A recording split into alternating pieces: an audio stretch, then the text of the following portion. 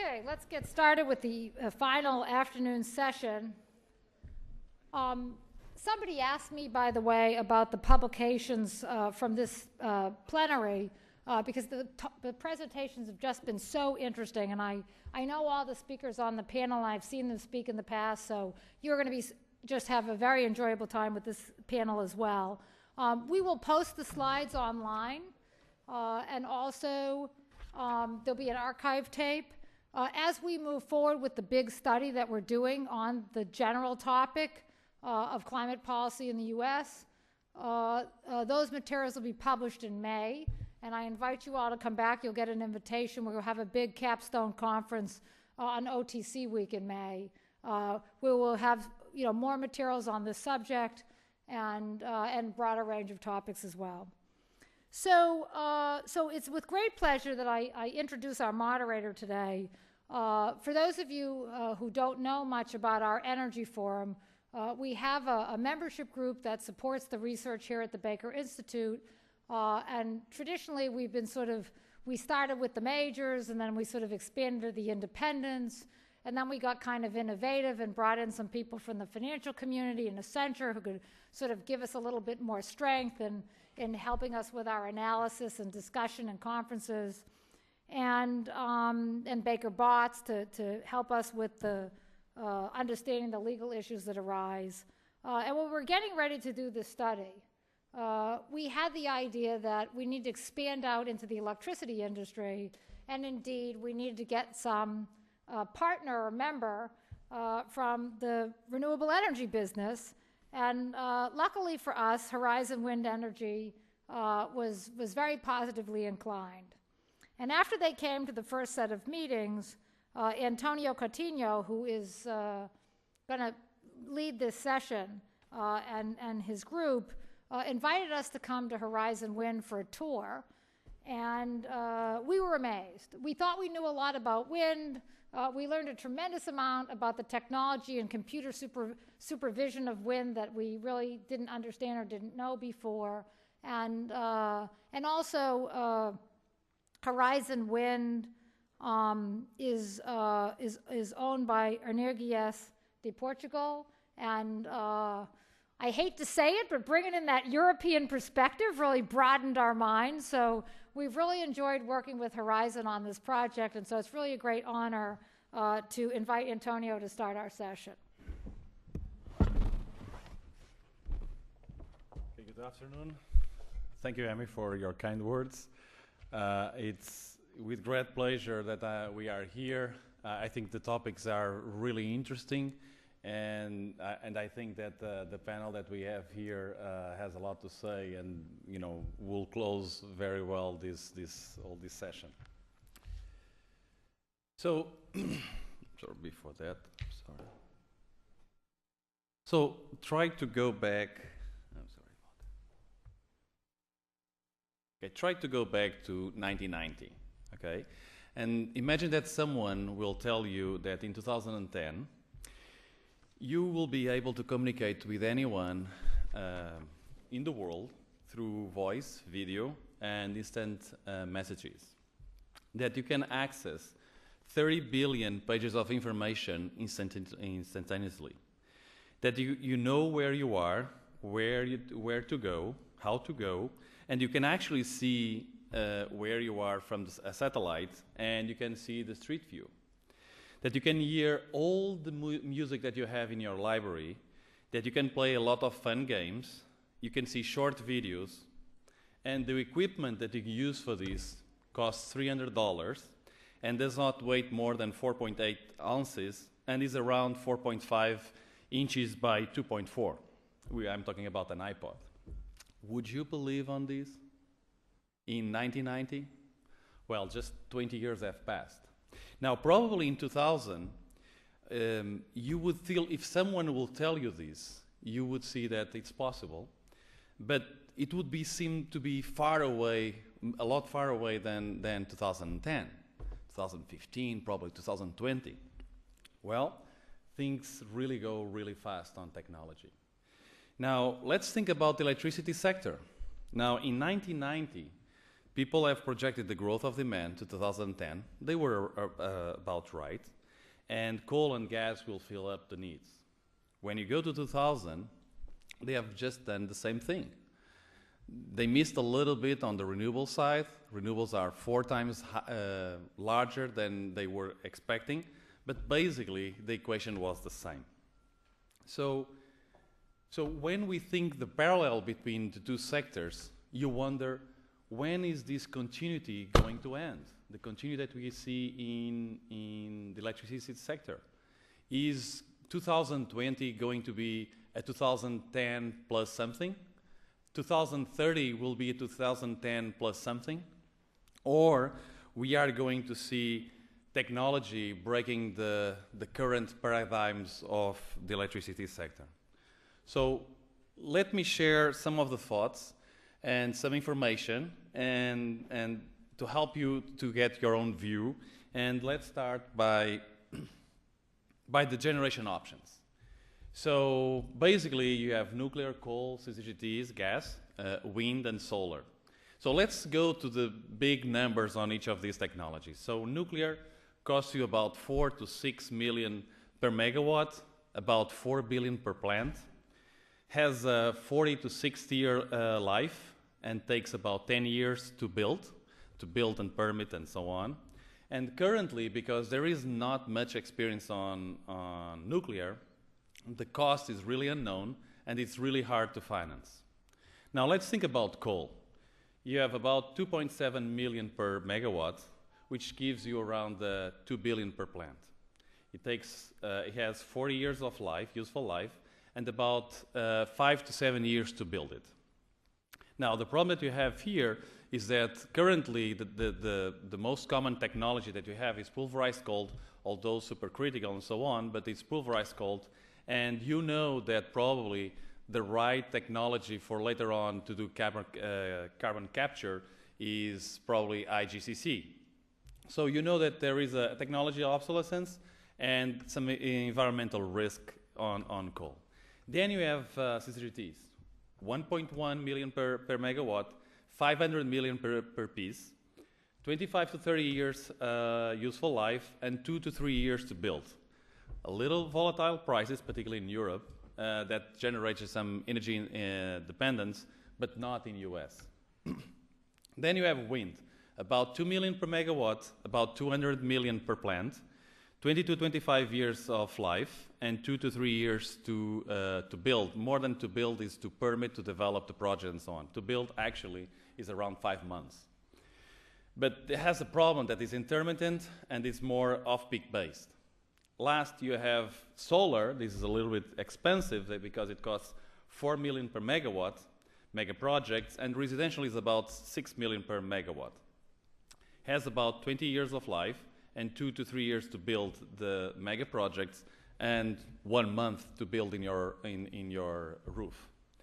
So the interesting thing is that people are all over the place. A lot of consultants are saying that grid parity is going to occur before 2020.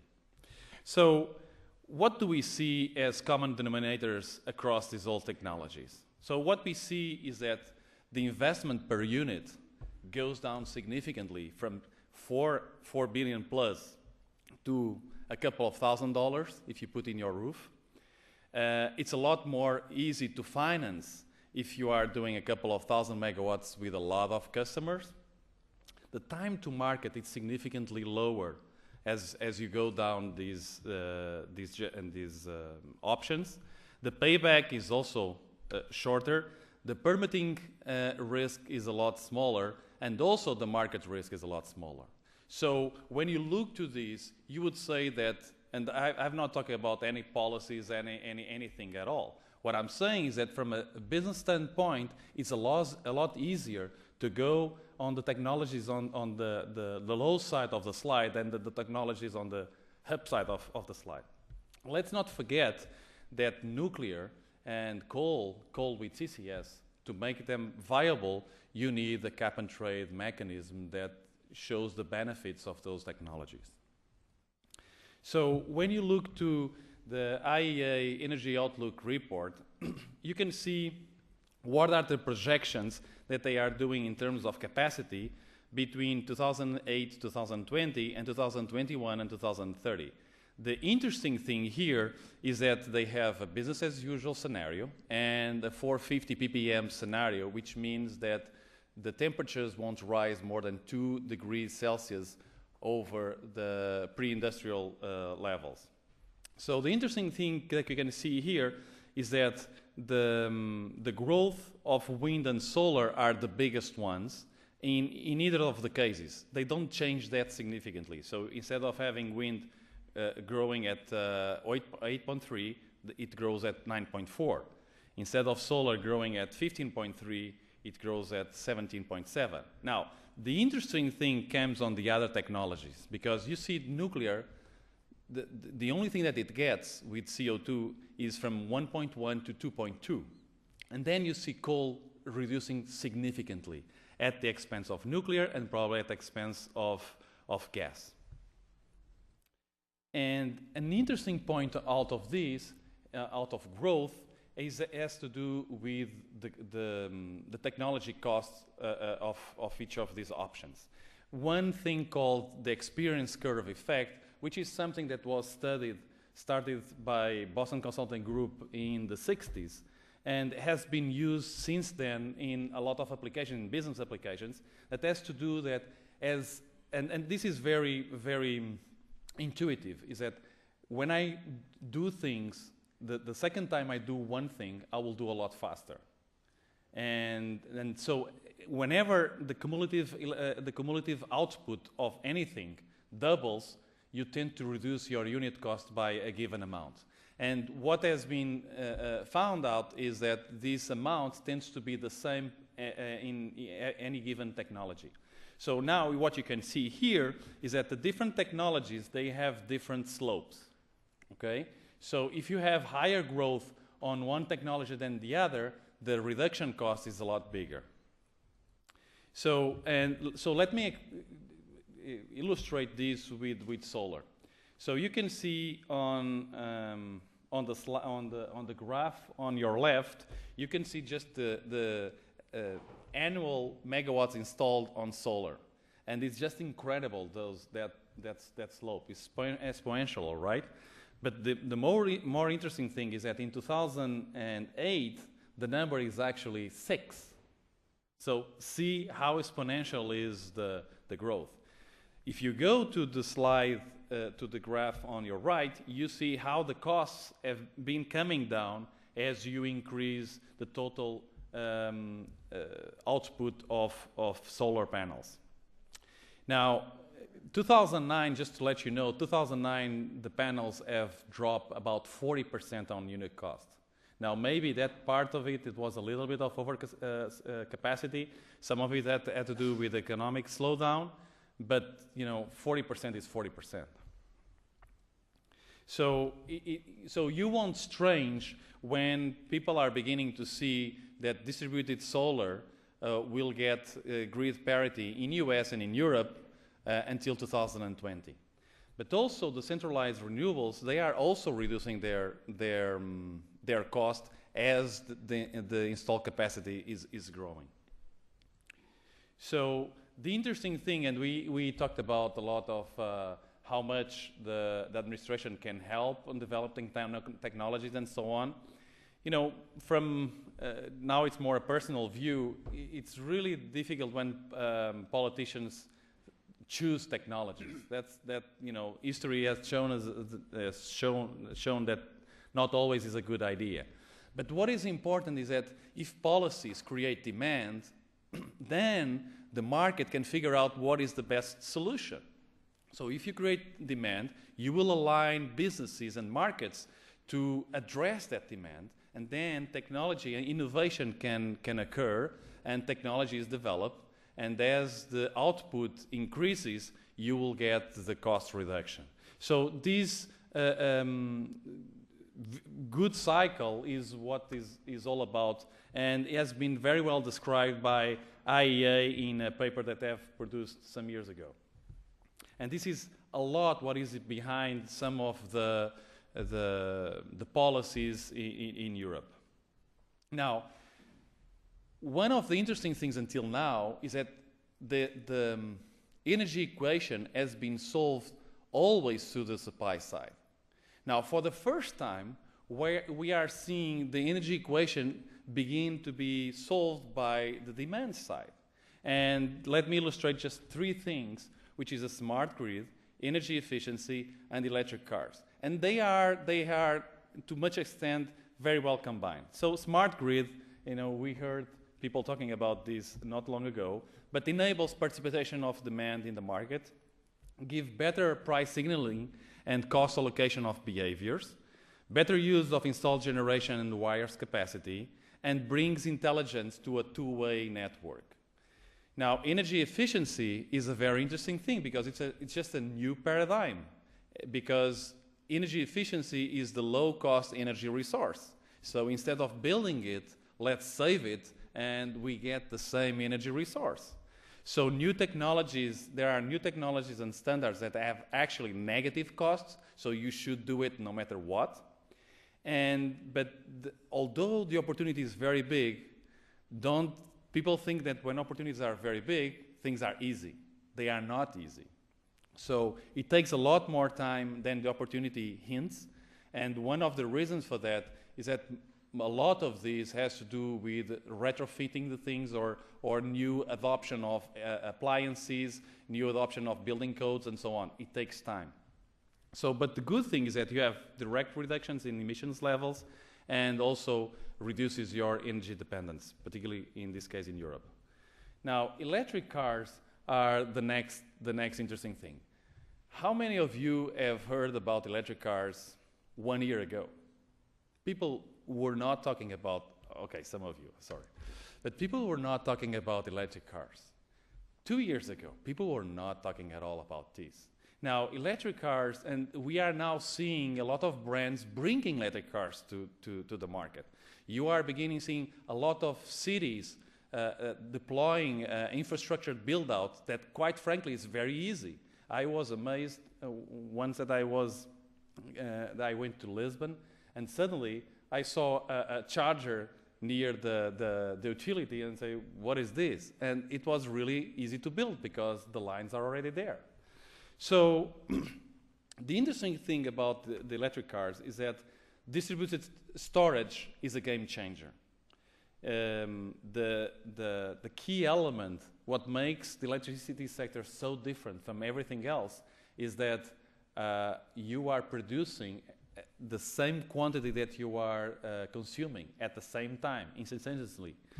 Now, if you are able to store this, the pricing issues, all the things change significantly, change the paradigm of the sector. So with electric cars, you also see a significant increase on primary energy efficiency. The emissions rates are much lower, and also because of the distributed storage, this enables a much higher renewable penetration level. So all of these things, they are combined. Electric cars is energy efficiency, and they allow the penetration of renewables. So this is a study from McKinsey that I would encourage you to give a look. You can download from the website, their website, but it just shows that there are a lot of things that you can do that they don't need CO2 for them to be done. And the ones that are shaded are the ones that even from the price of electricity, they make sense. Then there are two things on the electric cars, which is another phase of energy efficiency. And I want to show you the two different approaches between Europe and US. And it's very interesting when you are actually on one side and the other and you can see that different approach. So Europe is all about CO2 and so on. It makes sense, it's less energy, you consume less energy and you emit a lot less CO2. So let's go electric cars, and you see the electric cars and the wind turbines. Now, in US, there is a very interesting publication that you can also download from the internet called Electrification Coalition. It's a very interesting study, very well done, about electric cars in US, and they have this picture about the case for electrification, why it makes sense for US to go on this route. And the interesting thing here is that you don't see CO2, you don't see anything of that. You just see defending the need to to energy. So, and what you can see in this graph is that, if you were able to deploy a lot of electric vehicles, your energy dependence will drop significantly. So the last thing has to do that what will enable the electric cars is all about batteries. And batteries can change dramatically. The batteries are the things that change dramatically the transportation and the electricity sector. So just to give an idea, we were talking about patents. Energy storage patents increased 17% a year from 1999 to 2008, 2 times faster than overall patent growth. This is amazing. Something is happening. And if you assume that 25% of new cars in 2020 will be hybrid or electric cars, you will have about a 60% reduction on the batteries. Okay, so the batteries can constitute a mass distributed storage. Transportation sector will intertwine with the electricity sector. So the interesting thing here is that the well-behaved supply chain in electricity sector is going to fragment, is going to deconstruct. It was generation, transportation, wholesale, distribution, retail. Very tidy, very, very well behaved. Now, a consumer is also a producer. Now, you can also store, so where is the wholesale? Where is the retail? What are we talking about? And transportation is also part of electricity sector. So things begin to merge, and you begin to see something that looks like the blown to bits situation when we got 2000 revolution of the internet. So storage will also enhance smart grid optimization. Stationary batteries in grid nodes may also occur. It depends on the economics. Renewables may then increase penetration without grid integration issues. Supply will no longer have to meet demand on an instantaneous way like today. And as I said, the value chain just deconstructs and a new reality will emerge. So we are talking about a potential internet. I just want to provoke a little bit. We can be talking about an internet revolution in the electricity sector. So today's paradigm is a centralized, fossil-based. The demand is not active at all, and you cannot store power. But what can happen, the future paradigm is that you go from the mainframe situation to the PC world of the electricity sector. So generation is beginning to be produced a lot more distributed.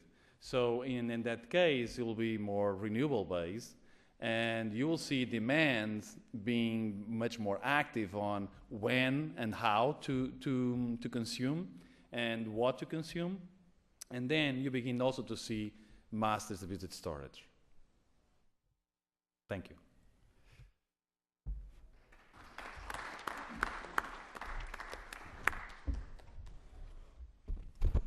So I will go now, move to Robert. Robert is a manager from Wood Mackenzie. Wood Mackenzie, as you all know, is an energy consultant. Let me just, sorry about that. And he has been working a lot in gas, particularly on the curve analysis, production forecasting, and economic modeling. He has a widespread experience analyzing unconventional gas assets, and he has worked on numerous upstream consulting projects, from asset opportunities in exploration and production to due diligence for private equity mergers. He's a field geologist and worked previously to HMI. So, Robert. Thank you very much. Appreciate the opportunity to be here today. Talk about unconventional gas a little bit and how the landscape has changed internationally for the outlook of unconventional gas. Some comments made by Shell specifically this week about how they view unconventional gas as really being conventional now. So just from a purely natural gas upstream perspective, the landscape has changed considerably for future supply. Okay. So the overview of the slide deck, essentially there's been a lot of success in North America, tremendous success over the past 5 or 6 years, coaxing gas, if you will, from rock or reservoir that was previously a non-economic target. Okay. 6.2 BCF a day of shale gas alone has been delivered to the North American market since 2005. That, along with other things, has had a really profound impact on domestic prices, particularly over the past 18 months. The world's largest E&Ps are sort of looking to replicate this model potentially abroad. So as they look in Asia Pacific and Europe, and sort of capital gets employed in these regions, it's putting questions out there around repeatability. You know, could a similar disruptive dynamic occur outside of North America on the scale that we've seen, you know, here over the past few years? Okay. So the cross-section of folks in the room, so I'm just going to touch on exactly what unconventional gas is for a couple of minutes, talk about market fundamentals, challenges versus opportunities of unconventional gas, put some context around what's happened in North America, answer the question of can it compete on a return basis, on a capital efficiency basis, and then where outside of North America do we see sort of likely commercial developments evolving over the next 5 or 10 years. Okay. This is a resource triangle of natural gas, if you will, I guess all hydrocarbons, essentially small volumes that were developed over the past 100 years. Think the East Texas oil field, some famous oil fields around Houston, high quality sands, high quality reservoirs, relatively shallow, easy to develop. On the right side of that pyramid, the unit there, MD, that's millidarcy. It's a measure of permeability, essentially. How easily does a fluid flow through rock? A higher number, better reservoir, lower production costs. Over time, the high quality and the medium quality assets have been developed extensively. Some folks would even say depleted. So industry now is having to look at essentially poorer quality reservoir. That's where tight gas shales, coal bed methane falls in. Even further down the ranking there, gas hydrates. There was an article in the Chronicle business section yesterday about gas hydrates. But it's not a good quality reservoir. So because of that, you really need higher prices and increased technology in order to sort of bring that gas to the surface and ultimately to market, if you will.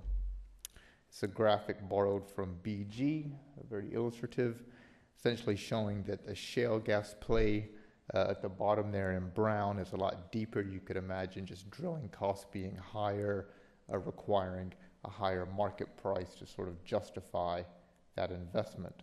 Okay. Just graphically, if you look at the conventional sandstone, the shallow reservoir, you can see lots of spaces in between those grains. You can visualize how much gas could be stored in there. Pretty simple to get out. Tight sandstone's a little worse. The shale, think of what's underneath the felt on a pool table. That's the quality, that's the tightness, that's the density of rock we're talking about that E&Ps are targeting now. Okay. All right. Geology aside a little bit, I always find myself reverting back to geology. Talk about some market dynamics around the world. Understanding that higher prices, gas prices are required to justify investment in unconventional gas. Where are we seeing markets evolve that could have structurally higher prices going forward? We're looking at areas where there's visible demand growth, but on top of that, areas that are long demand, if you will, short indigenous supply. So looking at importing LNG, looking at some real significant challenges of bringing cheaper conventional gas to market. Asia Pacific and Europe are key regions that fall into that category. Hence, a lot of the targets that companies are talking about, shale gas in Poland, shale in China, kind of are aligned with those markets. Okay. Currently, North America has the largest potential, and what the numbers are on these slides, these aren't exhaustive of every sedimentary basin. It's within the kind of the sample set of unconventional gas assets that the Wood Mac studies on a daily basis. sort of the sum of those numbers. But the key message here is most work has been done in North America. Largest production response from unconventional gas, over 28 BCF a day, and over 1,000 TCF of what we categorize as technical reserves, resource potential. Outside of that, the key message is there's really no production anywhere else. Europe's not producing anything. There's a little bit of coal bed methane in Australia. There's some tight gas and coal bed methane in Asia. Nothing in Africa. Very, very small volumes coming out of Latin America. So it's really focused on North America. The graphic here shows the percentage of investment in shale gas versus all other type of plays, conventional and other resource plays. You can see the focus that's been put on shale gas. The numbers sort of support that, what's come out of it. But again, on the right-hand side of this map, lots of potential, okay? Disruptive potential, just with the theme of today's conference. Challenges and opportunities, could really talk about this slide for hours and hours.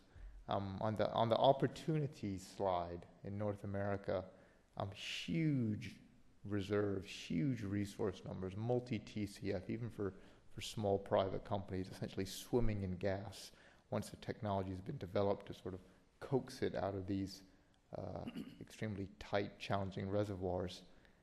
The fiscal systems in place in North America are very stable compared to other portions of the world. Some of the returns companies have managed to achieve in tight gas and shale gas over the past few years in North America are industry leading. There's strong government incentives in place, particularly China, to develop coal bed methane. Questions out there, will those tax incentives be carried over into tight gas and shale gas? So lots of positives, lots of bullish things to think about. But on the flip side of that, on the other side of the scale, big question marks around land access. Unconventional gas wells are much less productive than a conventional well. So you have to drill hundreds of them, thousands of them to get a material production response. It takes a lot of land to do that. It takes aligned interests of surface owners and mineral rights owners. That alignment doesn't exist on the scale that it does in North America once you start to look at Germany and Sweden, for example. On the service side, the rigs and the proppant and the supply chain really isn't developed overseas as it is in North America. Big questions around environmental footprint. If there's pushback on putting up some windmills in Europe, imagine how folks are going to feel about potentially a couple of hundred wells on their property. Again, I could talk about this slide a lot, but there are just lots of challenges out there to have the same type of production response from unconventional gas overseas as we've seen in North America.